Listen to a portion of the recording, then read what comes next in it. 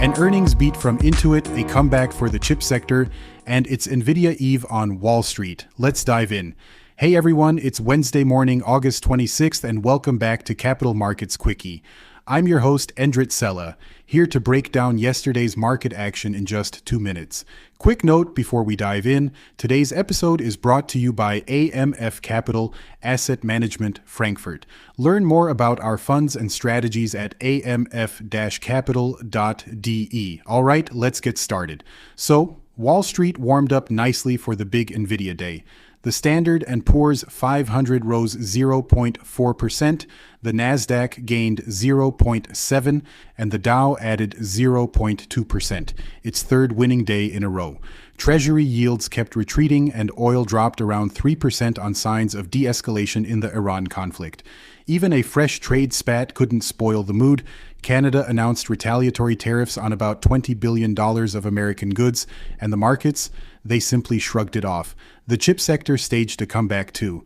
After days of profit-taking, bargain hunters stepped back in, and Nvidia rose 1.5%, snapping its longest losing streak in about 4 years. Just in time, because the artificial intelligence giant reports earnings today after the closing bell. And after the bell yesterday, it was Intuit's turn. The company behind TurboTax, QuickBooks, and Credit Karma delivered a clear beat. Quarterly revenue grew 14% to around $4.4 billion, and for the first time ever, full-year revenue topped $20 billion. The growth engines? TurboTax Live up 37% and Credit Karma with a plus of 20%.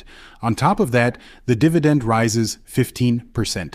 The only catch? For the new fiscal year, management is guiding for 9 to 10% revenue growth, so a touch slower than before. Now, let's cross over to Europe, where Germany delivered good news for a change.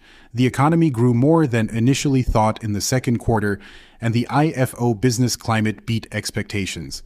Germany's DAX climbed further and closed comfortably above 26,000 points.